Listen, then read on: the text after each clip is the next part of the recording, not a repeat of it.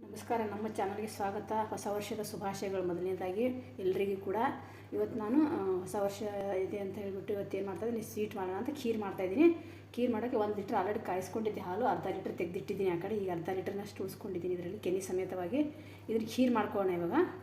ಖೀರ್ ಮಾಡೋದಕ್ಕೆ ಅಂತ ಹಿಂದಿನ ದಿನ ರಾತ್ರಿಗೆ ನಾನು ಸಾಬುದಾನಿ ನೆನೆಸಿಟ್ಟಿದ್ದೆ. ರಾತ್ರಿನಲ್ಲಿ ನೆನೆಸಿಟ್ಟಿದ್ದೆ ಸಾಬುದಾನಿ. ಸಬ್ಬಕ್ಕಿ ಅಂತೀವಿ ನೋಡಿ, ಈ ಕಡೆ ನಮ್ಮ ಉತ್ತರ ಕರ್ನಾಟಕದ ಕಡೆ ಸಾಬುದಾನಿ ಅಂತಾರೆ, ಈ ಕಡೆ ಸಬ್ಬಕ್ಕಿ ಅಂತಾರೆ. ಹಿಂದಿನ ದಿನ ನೆನೆಸಿಟ್ರೆ ಚೆನ್ನಾಗಿ ನೆನೆದಿರುತ್ತೆ. ಸ್ವಲ್ಪ ಒಂದು ಮುಷ್ಟಿಯಷ್ಟು ನೆನೆಸಿಟ್ಕೊಂಡಿದ್ದೀನಿ. ಈಗ ಹಾಲು ಚೆನ್ನಾಗಿ ಕುದಿಸೋಣ. ಇದನ್ನು ಚೆನ್ನಾಗಿ ಕುದ್ದಾದ್ಮೇಲೆ ಸಾಬುದಾನಿ ಹಾಕೋಣ.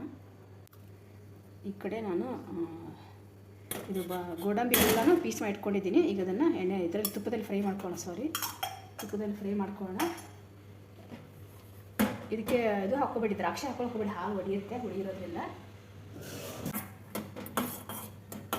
ಗೋಡಂಬಿ ಹಾಕದಿದ್ರೂ ನಡೀತೀವಿ, ಸಬ್ಬಕ್ಕಿ ಪಾಯಸಕ್ಕೆ ಏನು ಬೇಕಾಗಿಲ್ಲ. ಸುಮ್ಮನೆ ನಾನೇ ಸ್ವಲ್ಪ ಹಾಕ್ತಾಯಿದ್ದೀನಿ, ಸುಮ್ಮನೆ ಇರುತ್ತೆ ಟೇಸ್ಟ್ಗೆ ಅಂತ. ಚೆನ್ನಾಗಿ ಕೆಂಪು ಹುಡ್ಕೊಳ್ಳೋಣ. ಇದನ್ನು ಇದು ಆಫ್ ಮಾಡ್ಕೊಂಡಿದ್ದೀನಿ ಸ್ಟವ್ನ, ಹಾಗೆ ಫ್ರೈ ಮಾಡ್ತಾಯಿದ್ದೀನಿ. ಯಾಕಂದರೆ ಆಲ್ರೆಡಿ ತುಪ್ಪ ಕಾದಿರೋದ್ರಿಂದ ಅದರಲ್ಲಿ ಫ್ರೈ ಆಗುತ್ತೆ. ಇದು ಹಾಲು ಕುದಿಯೋಕೆ ಇಟ್ಟಿದ್ದೀನಿ. ಹಾಗೆ ಸ್ಪೂನ್ ಇಟ್ಬಿಡಿ. ಸ್ಪೂನ್ ಇಟ್ಟು ಬೇರೆ ಕೆಲಸ ಮಾಡ್ಕೋಬೋದಿಲ್ಲ, ಅದು ಉಕ್ಕುತ್ತೆ. ಅದು ಸ್ಪೂನ್ ಇಟ್ಟರೆ ಉಕ್ಕಲ್ಲ. ಹಾಗೆ ಸ್ವಲ್ಪ ತಿರುಗಿಸ್ತಾ ಇರಬೇಕು. ಈ ಥರ ಕೆನೆ ಸಮೇತವಾಗಿ ಗಟ್ಟಿ ಹಾಲು ತೊಗೋಬೇಕು, ತುಂಬ ಚೆನ್ನಾಗಿರುತ್ತೆ. ಅದು ಗ್ರೀನ್ ಪ್ಯಾಕೆಟ್ ತರಿಸಿದ್ರಂತೂ ಇನ್ನೂ ಚೆನ್ನಾಗಿರುತ್ತೆ, ತುಂಬ ಗಟ್ಟಿಯಾಗಿರುತ್ತೆ. ಇದು ನಾನು ಆರೆಂಜ್ ಪ್ಯಾಕೆಟ್ ತರಿಸಿದ್ದೀನಿ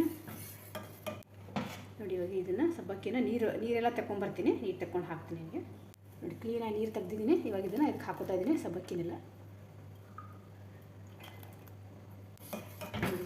ಈ ಥರ ತಿರುಗಿಸ್ತಾ ಸಬ್ಬಕ್ಕಿನೆಲ್ಲ ಬೇಯಿಸ್ಕೋಬೇಕು. ಹಾಗೆ ಈಗ ಕಟ್ಟಿಟ್ಟಿರೋಂಥ ಗೋಡಂಬಿ ಕೂಡ ಹಾಕ್ತೀನಿ ಇದರಲ್ಲಿ. ಇವಾಗ ಅದು ಸ್ವಲ್ಪ ಚೆನ್ನಾಗಿ ಮೆತ್ತಗಾಗಲಿ ಅಂತ. ಇವಾಗ ಸಕ್ಕರೆ ಹಾಕೋಣ. ನಿಮ್ಗೆ ಎಷ್ಟು ಸಿಹಿ ಬೇಕು, ಸಿಹಿ ಎಷ್ಟು ತಿಂತಿರ್ತೀರ ನೋಡ್ಕೊಂಡು ಹಾಕ್ಕೊಳ್ಳಿ. ಒಂದು ಅಂದಾಜು ಮೇಲೆ. ನಾನು ಸ್ವೀಟ್ನ ನೋಡಿ ಟೆಸ್ಟ್ ಮಾಡಿ ಹಾಕೋಬೋದು. ನಾನು ಸುಮ್ಮನೆ ಒಂದು ಅಂದಾಜು ಮೇಲೆ ಹಾಕ್ತಾಯಿದ್ದೀನಿ, ಅಳತೇನು ಮಾಡಿಲ್ಲ. ಅರ್ಧ ಲೀಟ್ರ್ ಹಾಲು ತೊಗೊಂಡಿದ್ದೀನಿ.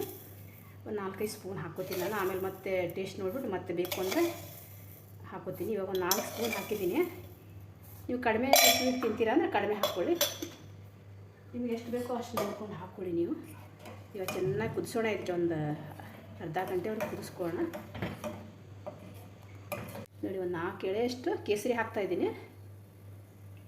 ಇದ್ದರೆ ಹಾಕ್ಕೊಳ್ಳಿ, ಇಲ್ಲಾಂದರೆ ಪರವಾಗಿಲ್ಲ. ನಾನು ಮನೆಯಲ್ಲಿ ಅದು ನಮ್ಮ ಮಗಳು ಆಫೀಸಲ್ಲಿ ಕೊಟ್ಟಿದ್ರು ಅಂತ ಹಾಕೋತಾ ಇದ್ದೀನಿ. ಇಲ್ಲಾಂದರೆ ನಾನು ಏನು ಅಂಗಡಿಯಿಂದ ತಂದೇನು ಹಾಕಲ್ಲ, ತುಂಬ ಕಾಸ್ಟ್ಲಿ ಇರುತ್ತೆ ಅಂತ. ನೋಡಿ, ಇದು ಏಲಕ್ಕಿ ಮತ್ತು ಜಾಕಾಯಿ ಪೌಡ್ರ್ ಇದ್ದು. ನೀವು ಬರೀ ಏಲಕ್ಕಿ ಬೇಕಾದ್ರೆ ಹಾಕೋಬೋದು, ಅದನ್ನು ಕೂಡ ಹಾಕ್ತಾಯಿದ್ದೀನಿ ಇದಕ್ಕೆ. ಚೆನ್ನಾಗಿ ಕುದಿಸ್ಕೋಬೇಕು ಒಂದು ಅರ್ಧ ಗಂಟೆ ಸಣ್ಣ ಉರಿನಲ್ಲಿ. ತುಂಬ ಗಟ್ಟಿಯಾಗಿ ಬರುತ್ತೆ, ತುಂಬ ಟೇಸ್ಟಿ ಆಗುತ್ತೆ. ನೋಡಿ, ಅರ್ಧ ಗಂಟೆವರೆಗೂ ಸಣ್ಣ ಉರಿನಲ್ಲಿಟ್ಟು ಕುದಿಸಿದ್ದೀನಿ ಚೆನ್ನಾಗಿ. ಇವಾಗ ಎಷ್ಟು ಚೆನ್ನಾಗಿ ಕಲರ್ ಬಂದಿದೆ, ಚೆನ್ನಾಗೆಲ್ಲ ಇದು ನೋಡಿ. ಸಾಬುದಾನಿ ಇದು ಸಬ್ಬಕ್ಕಿ ಇದು ಎಲ್ಲ ಮೇಲೆ ತೇರ್ತಾ ಇದೆ. ಇಷ್ಟು ಗಟ್ಟಿಯಾಗಿದೆ ಅಂತ. ಖೀರು ಟೇಸ್ಟ್ ನೋಡಿಬಿಡ್ಬೋದು ಈ ಥರ ಕೈಯಲ್ಲಿ ಹಾಕ್ಕೊಂಡು. ನಿಮ್ಮ ಶುಗರ್ ಕಡಿಮೆ ಅನಿಸಿದ್ರೆ ಇನ್ನೊಂದು ಸ್ಪೂನ್ ಹಾಕೊಂಡು, ನೆಕ್ಸ್ಟ್ ಇನ್ನೊಂದು ಸ್ಪೂನ್ ಹಾಕ್ಕೊಂಡೆ. ನಾನು 5 ಸ್ಪೂನ್ ಹಾಕಿದ್ದೀನಿ ನಾನು ಅರ್ಧ ಲೀಟ್ರ್ ಹಾಲಿಗೆ. ನೀವು ಕಡಿಮೆ ಸಕ್ಕರೆ ತಿಂತೀರೋದ್ರೆ ಕಡಿಮೆ ಹಾಕ್ಕೊಳ್ಳಿ, ತುಂಬ ಚೆನ್ನಾಗಿ ಟೇಸ್ಟಿಯಾಗಿರುತ್ತೆ. ಪೂರಿ ಚಪಾತಿ ಜೊತೆಗೂ ತಿನ್ಬೋದು, ಹಾಗೆ ಕೂಡ ಕುಡಿಬೋದು. ಆಮೇಲೆ ಯಾರು ಗೆಸ್ಟ್ ಬಂದರೆ ಅದೆಲ್ಲ ತುಂಬ ಚೆನ್ನಾಗಿರುತ್ತೆ. ಇದು ಅವ್ರಿಗೆ ಮಾಡೋಕ್ಕೆ ಪೂರಿ ಜೊತೆ ಮಾಡ್ತಾಯಿದ್ದೀನಿ ನಾನು ಇವತ್ತು. ಸೆಟ್ಟದು ಪೂರಿ ಪಲ್ಯ ಖೀರು. ನೀವು ಕೂಡ ಮಾಡಿ ನೋಡಿ. ಇಷ್ಟ ಆದರೆ ದಯವಿಟ್ಟು ಸಬ್ಸ್ಕ್ರೈಬ್ ಮಾಡ್ಕೊಳ್ಳಿ, ಶೇರ್ ಮಾಡಿ, ಲೈಕ್ ಮಾಡಿ. ನಮಸ್ಕಾರ.